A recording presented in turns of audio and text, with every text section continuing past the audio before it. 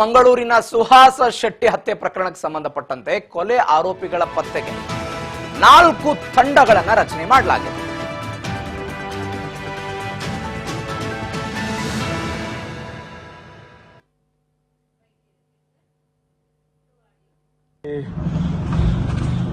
ಸಂಜೆ ಸುಮಾರು 8:30 ಸಮಯದಲ್ಲಿ ಮಂಗಳೂರಿನಲ್ಲಿ ಒಬ್ಬ ವ್ಯಕ್ತಿಯ ಹತ್ಯೆಯಾಗಿದೆ.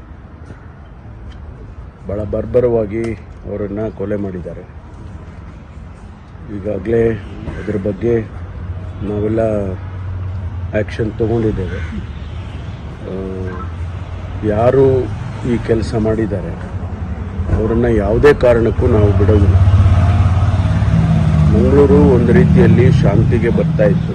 ಕಳೆದ 4-5 ದಿವಸದಿಂದ ಆಗಿದ್ದಂಥ ಘಟನೆ ಮತ್ತು ಇವತ್ತು ನಿನ್ನೆ ಆಗಿರುವ ಒಂದು ಘಟನೆ ಇಡೀ ದಕ್ಷಿಣ ಕನ್ನಡ ಜಿಲ್ಲೆಯನ್ನೇ ಒಂದು ರೀತಿಯಲ್ಲಿ ಬೆಚ್ಚಿ ಬೀಳಿಸಿದೆ. ನಾವು ಇದನ್ನು ಬಿಡೋದಿಲ್ಲ ಯಾವುದೇ ಕಾರಣಕ್ಕೂ ಕೂಡ.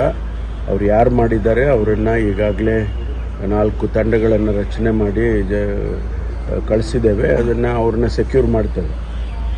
ಈ ಘಟನೆಗಳನ್ನು ಆಗೋದಕ್ಕೆ ಇನ್ನು ಮೇಲೆ ಕೂಡ ಬಿಡೋದಿಲ್ಲ. ನಾವು ಯಾವ ಕಾರಣಕ್ಕೂ ಬಿಡೋದಿಲ್ಲ. ನಾನು ಮಂಗಳೂರಿನ ದಕ್ಷಿಣ ಕನ್ನಡ ಜಿಲ್ಲೆಯ ಜನತೆಗೆ ನಾನು ಮನವಿ ಮಾಡಿಕೊಳ್ಳೋದು, ಶಾಂತಿಯನ್ನು ಕಾಪಾಡಿ. ಸರ್ಕಾರ ನಿಮ್ಮ ಜೊತೆಯಲ್ಲಿದೆ, ಪೊಲೀಸ್ ಇಲಾಖೆ ನಿಮ್ಮ ಜೊತೆಯಲ್ಲಿರುತ್ತೆ. ಶಾಂತಿಯನ್ನು ಕಾಪಾಡೋದಕ್ಕೆ ಎಲ್ಲ ಪ್ರಯತ್ನವನ್ನು ಕೂಡ ನಾವು ಮಾಡ್ತೇವೆ ಅನ್ನುವಂಥದ್ದು.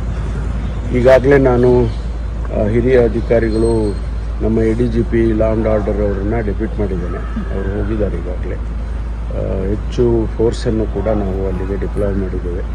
ಯಾಕೆಂದರೆ ಯಾವುದೇ ಅಹಿತಕರವಾದ ಘಟನೆ